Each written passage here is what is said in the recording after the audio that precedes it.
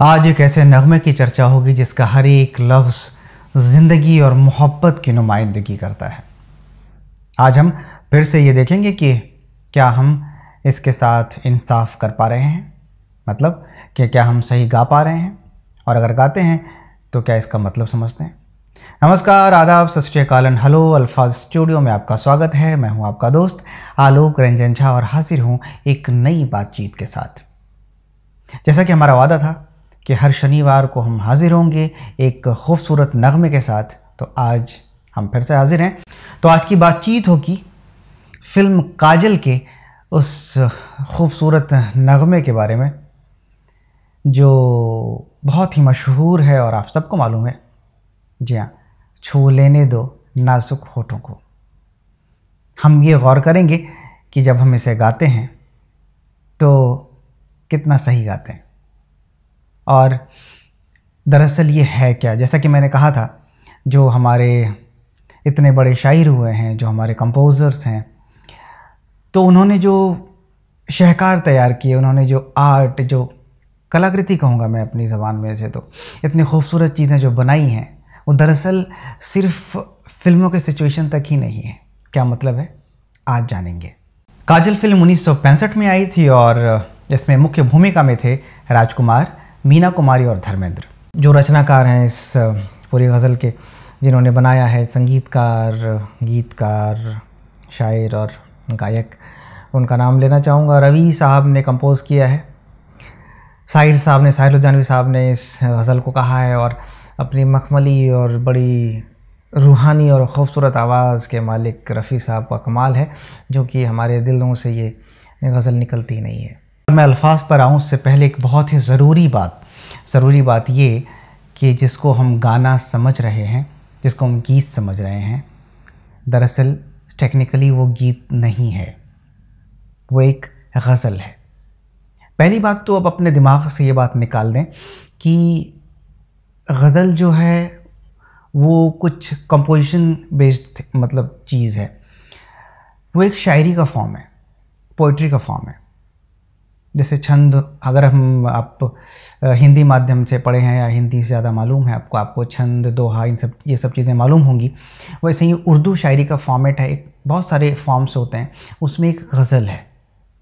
गज़ल का छोटा सा मैं एक आपको उदाहरण या फिर एक थोड़ी सी जानकारी दूंगा। बाकी आगे के एपिसोड्स में मैं गज़ल पर बहुत सारी बातें करने वाला हूँ। एक शेर में 2 लाइन होती है। शेर की लाइनों को मिसरे कहते हैं। 2 लाइन है, अगर पहली लाइन है तो उसको पहला मिसरा कहेंगे, दूसरी लाइन को दूसरा मिसरा कहेंगे। तो वैसे ही बहुत सारे शेर मिलकर एक गज़ल को बनाते हैं। किसी गज़ल में 3 शेर हो सकते हैं, 5 हो सकते हैं, 7 हो सकते हैं, वो अपने हिसाब से। और एक और बात जो ख़ास होती है, रदीफ़ और काफ़िए। अब मैं बताऊंगा कि ये जो साहिर साहब ने लिखा है, जो गज़ल कही है, वो कैसे गज़ल है, वो आपको मैं टेक्निकली समझाऊंगा। दरअसल रवि साहब ने इतनी खूबसूरती से इसको कंपोज़ किया कि वो लोगों ने, और जो आपके जहन में गज़ल की डिफिनीशन है, जो एक गलत डिफिनीशन है, उस हिसाब से आपने इसको जो है गानों के कैटेगरी में डाल दिया है कि नहीं। देखिए, गज़ल में कई सारे शेर होते हैं, 3, 5, 7, जनरली 9 भी होते हैं, 11 भी होते हैं। वो डिपेंड करता है कि शायर उसको कितना लंबा कहना चाह रहा है। और जो सबसे कांस्टेंट थिंग होती है, कांस्टेंट चीज़ होती है मिसरे के लास्ट में, उसको कहते हैं रदीफ़। और रदीफ़ के पहले जो राइमिंग वर्ड्स होते हैं उसको कहते हैं काफ़िया। अगर एक वचन में बात करें तो काफ़िया है, बहुवचन में बात करें तो काफ़िया है। अब इसमें क्या है काफ़िया, क्या है रदीफ़, मैं बताता हूँ। पहला शेर देखते हैं। आपको मैं आज उस नज़रिए से बताऊँगा। गज़ल के पहले शेर को मतला कहते हैं। तो इसका मतला क्या है, छू लेने दो नाजुक होठों को, कुछ और नहीं है जाम है ये। तो जो आखिरी का पोर्शन है ये, छू लेने दो नाजुक होठों को, कुछ और नहीं है जाम है ये। तो है ये वाला जो पोर्शन है ना, वो आपको लगातार हर एक शेर में दिखेगा। तो इसको बोलते हैं रदीफ़। और दूसरा जो टर्म बताया था मैंने, काफ़िया। قافیہ وہ ہوتا ہے جہاں رائمنگ ہوتی ہے، جیسے چھو لینے دو نازک ہونٹوں کو کچھ اور نہیں ہے جام ہے یہ. اور دوسرا مصرع کیا ہے، دوسری لائن کیا ہے؟ قدرت نے جو ہم کو بخشا ہے وہ سب سے حسین انعام ہے یہ. تو جام، انعام، پیغام، یہ رائمنگ جو ورڈز ہیں نا اس کو بولتے ہیں قافیہ. تو جو غزل کی کنڈیشنز ہیں انیشیل، پہلی بات تو یہ کہ اس میں ایک ردیف ہونا چاہیے، تو اس میں ردیف ہے. قافیہ ہونا چاہیے، رائمنگ ورڈز ہونے چاہیے، وہ ہے. اور شعر جو ہوتے ہیں وہ میٹر میں ہونے چاہیے، بحر میں ہونی چاہیے، تو بحر میں ہے. جب تینوں پرائمری کنڈیشنز اس نے جو ہے پورے کر لیے تو یہ جو لکھاوٹ ہے یہ دراصل غزل ہے. آپ نے اب تک کسی بھی سلو کمپوزیشن کو غزل مان لیا ہے، یہی سچائی ہے نا. یہ دولت بھی لے لو، یہ شہرت بھی لے لو، بھلے چھین لو مجھ سے میری جوانی، آپ نے اس کو غزل کہہ دیا. ارے بڑے بڑے جو پروڈیوسرز ان دا سینس جو پروگرامز کرتے ہیں وہ غزل نائٹ اور نیچے یہ دولت بھی لے لو، یہ شہرت بھی لے لو. یہ غزل نہیں ہے. صرف سلو کمپوز کرنے سے یا پھر کیا بولتے ہیں جو موسیقی ہے، جو میوزک ہے، اس کو تھوڑا سا سلو اور سنجیدہ کرنے سے وہ غزل نہیں ہو جاتی. غزل دراصل پوئٹری کا فارم ہے، وہ لکھی جاتی ہے اس فارم میں. کمپوز آپ جیسے بھی کریں، ہے کہ نہیں. تو دراصل کہنے کا مطلب یہ ہے کہ سیدھی بات میں آتا ہوں کہ چھو لینے دو نازک ہونٹوں کو ایک غزل ہے جس کو روی صاحب نے اتنی خوبصورتی سے کمپوز کیا کہ بہت پاپولر ہو گیا، اور ہم کو پتہ ہی نہیں چلتا ہے کہ یہ غزل ہے، گیت ہے، نظم ہے، کیا ہے. دراصل غزل ہے. چلیے ٹیکنیکل چیزیں تھوڑا سا الگ کرتے ہیں، ہم غزل پہ بات کریں گے، بہت تسلی سے بات کریں گے. اب چلتے ہیں اس کے تلفظ اور مطلب کی طرف. تو اس غزل کا مطلب یعنی پہلا شعر کیا کہتا ہے؟ چھو لینے دو نازک ہونٹوں کو کچھ اور نہیں ہے جام ہے یہ. مطلب تو صاف ہے، آپ سمجھدار ہیں کیا بتانا ہے. کہ اس میں جو ہے پریمکا کو کہتے ہیں کہ آپ کے نازک ہونٹوں کو چھونے کی اجازت دیجیے کیونکہ یہ جو شراب کے پیالے جیسے خوبصورت ہیں. قدرت نے جو ہم کو بخشا ہے، یہ دوسرا مصرع ہے. قدرت نے جو ہم کو بخشا ہے وہ سب سے حسین انعام ہے یہ.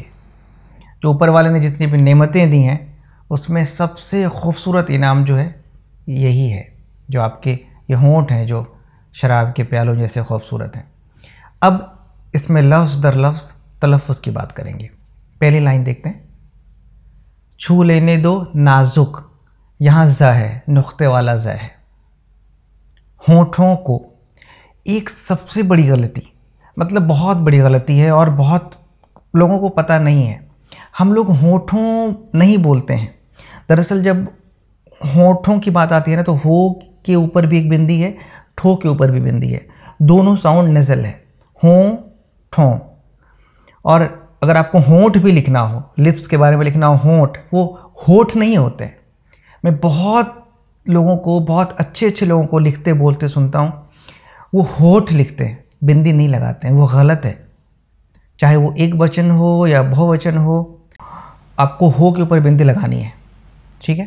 تو یہاں کیا ہوگا؟ چھو لینے دو نازک ہونٹوں کو کچھ اور نہیں ہے جام ہے یہ. یہاں جا کے نیچے نقطہ نہیں لگائیے گا.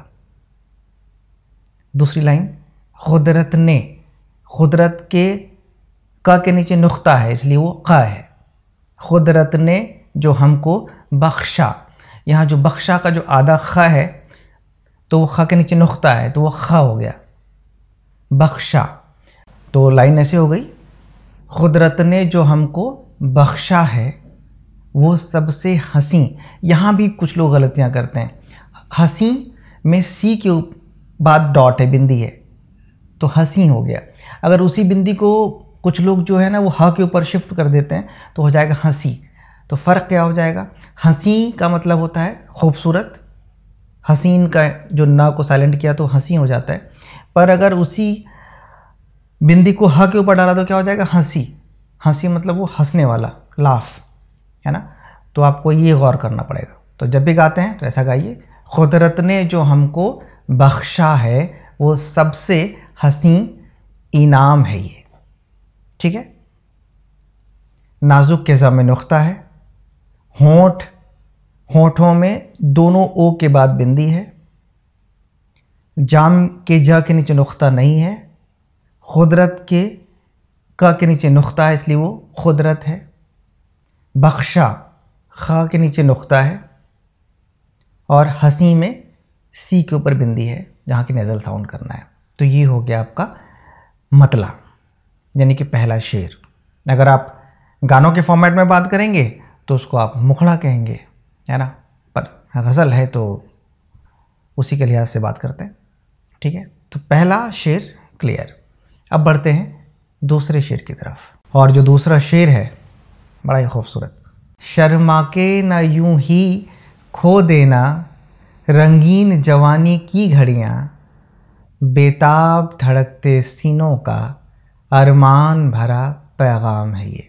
मतलब तो आप समझ ही गए होंगे, पर फिर भी मैं आपको बताना चाहूँगा कि उसमें नायिका को ये कह रहे हैं कि आप जो है शर्म की आड़ में ये जवानी की जो खूबसूरत घड़ियाँ हैं, जो जवानी के इतने खूबसूरत मोमेंट्स हैं, इसको ज़ाया मत करिए, बर्बाद मत करिए। और ये मेरी गुजारिश नहीं है, ये मेरा पैगाम नहीं है, ये पैगाम है बेताब धड़कते सीनों का। बेताब जो दोनों दिलों की जो बेचैन धड़कनें हैं वो ये मैसेज दे रहे हैं, वो ये पैगाम दे रही हैं कि प्लीज़ इस खूबसूरत टाइम को बर्बाद मत करिए, इसको खोने मत दीजिए। अब जो है सबसे बड़ी बात की यहाँ कौन सा शब्द कैसे बोलना है, क्योंकि गाना अच्छा है, मतलब गाना तो नहीं, मैं तो गज़ल ही कहूँगा, पर आप भी इसको गज़ल ही कहिए। पहली लाइन जो है, पहला मिसरा जो है इसका क्या कहता है, शर्मा के ना यूं ही, यूं के ऊपर जो है नेज़ल साउंड होगा, यूं, ही के ऊपर कोई नेज़ल नहीं है, तो शर्मा के ना यूं ही खो देना रंगीन जवानी की घड़ियाँ, यहाँ के ऊपर चंद्रबिंदु है तो नेज़ल साउंड होगा। और दूसरा मिसरा, बेताब धड़कते सीनों का, सीनों के नो के ऊपर जो है ना वो पॉइंट है, बिंदी है नेज़ल साउंड के लिए, सीनों का। तो दो सीनों की बात हो रही है, एक नायक और एक नायिका। ठीक है, तो सीनों का, बेताब धड़कते सीनों का अरमान भरा पैगाम, पैगाम के ग के नीचे नुख्ता है इसलिए वो ग है, याद रखिएगा, अरमान भरा पैगाम है ये। एक बार फिर से गौर से उच्चारण यानी तलफ़्फ़ुज़ सुनिए, शर्मा के ना यूं ही खो देना रंगीन जवानी की घड़ियाँ, बेताब धड़कते सीनों का अरमान भरा पैगाम है ये। तो ये था दूसरा शेर। मतलब मैं ज़्यादा मुश्किल नहीं, आप समझ सकते हैं, मैंने थोड़ा समझा दिया, पर तलफ़्फ़ुज़ पे ध्यान रखना है, क्योंकि आप गलत गाएंगे मतलब गलत निकलेगा और इतनी खूबसूरत रचना जो है वो बेकार हो जाएगी। और अब इस गज़ल के आखिरी शेर की तरफ चलते हैं। आखिरी शेर कहता है, अच्छों को बुरा साबित करना दुनिया की पुरानी आदत है, अच्छों को बुरा साबित करना दुनिया की पुरानी आदत है, इस मैं को मुबारक चीज़ समझ माना के बहुत बदनाम है ये। मतलब तो बहुत क्लियर है, और साहिर साहब की ये ख़ासियत है कि वो मोहब्बत की बात करते करते वो गमे दौरां की बात ले आते हैं। मैं बहुत कुछ है कहने को, दरअसल मैं जब आपके बीच आया हूँ तो बहुत कुछ कहने को था बहुत सालों से। अब साहिर लुधियानवी क्या है, उनकी शायरी क्या है, मेरा एनालिसिस क्या है, मैं किस नज़रिए से सुनता हूँ उनको, पढ़ता हूँ उनको, ये मैं जल्दी लेकर आऊँगा। बहुत कुछ कहने को, आप हमसे जुड़े रहिए, बस बहुत सारी बातें होंगी। मैंने कहा था ना आपको, धीरे धीरे मैं इसकी लत लगाऊँगा। खैर, कमिंग टू द पॉइंट, शेर कहता है कि अच्छों को बुरा साबित करना, बहुत क्लियर मीनिंग है कि दुनिया की पुरानी आदत है। यहाँ तलफ़्फ़ुज़ के लिहाज से बता दूँ, अच्छों, छो के ऊपर बिंदी है तो नेज़ल साउंड होगा अच्छों, और बाकी जो है इस मिसरे में कुछ ऐसा तलफ़्फ़ुज़ के हिसाब से कोई ख़ास दिक्कत नहीं है। दूसरा मिसरा जो है इसका, इस मैं को, मैं मने शराब, इस मैं को मुबारक चीज़ समझ, वो मुबारक चीज़ मतलब अच्छी चीज़, बढ़िया चीज़, माना के बहुत बदनाम है ये। तो ये शेर जो है सीधे तौर पे कहता है कि अच्छों को बुरा साबित करना ये दुनिया की आदत है, पुरानी आदत है, वो अच्छों को बुरा कहती है और बुरे लोगों को अच्छा कहती है। تو یہ سب جو ہے ٹینشن مت لو، یہ سب باتیں چھوڑو، اور یہ جو شراب ہے اس کو مبارک چیز سمجھو، اس کو بڑی پیاری اور اچھی چیز سمجھو، بھلے ہی یہ جتنی بھی بدنام ہو۔ میں نے کہا نا پوری غزل میں مطلب سمجھنے کی کوئی دقت نہیں ہے، پر چھوٹی چھوٹی باتیں بھی غلط نہیں ہونی چاہیے، کیوں کہتے ہیں نا کہ آپ جتنی قیمتی چیز کو سنبھالنے کا ذمہ اگر آپ کو ملا ہے نا تو اس کو بڑے پیار سے سنبھالنا پڑتا ہے نا۔ جو چیز جتنی خوبصورت ہوتی ہے اس کے ٹوٹنے کا بھی اتنا ہی ڈر ہوتا ہے، تو اس کے لیے میں آپ سے یہ باتیں کر رہا ہوں۔ تو آج آپ نے جو ہے اتنے پیاری غزل کے بارے میں، پہلی بات تو آپ کو تھوڑا سا لگا ہوگا کہ یہ غزل کیسے ہے، میں نے پہلے ہی بتا دیا ہے کہ اس میں 3 شعر ہیں، شعر میں جو ہے ردیف ہے، قافیے ہیں، بحر میں ہے، تو جو غزل کی جو کنڈیشنز ہیں یہ پوری کرتا ہے اور اسی حساب سے کہی بھی گئی ہے، باقی اتنا لوکپری ہوا، ٹیکنیکلی یہ غزل ہے، آپ جیسے بھی گاتے ہیں گائیے۔ تو آج کے لیے تو اتنا ہی، اگلے شنیوار کو پھر سے کسی اور خوبصورت نغمے کے ساتھ میں حاضر ہوں گا، اور تب تک یہی گزارش ہے کہ یہ جو ویڈیو ہے نا اس کو دیکھنے کے بعد اس غزل کو سنیے، اپنے اندر سماہت کیجیے، جتنی بھی چھوٹی بڑی باتیں میں نے بتائی ہیں اس کو نوٹ ڈاؤن کریے دماغ میں۔ اگر آپ سنگر ہیں تو اسٹیج پہ اب سے جو گائیے گا الگ مزہ آئے گا، اگر آپ رائٹر ہیں اور اگر آپ نے یہ انداز، یہ شبد، یہ الفاظ اٹھائے ہیں یہاں سے یا لینا چاہتے ہیں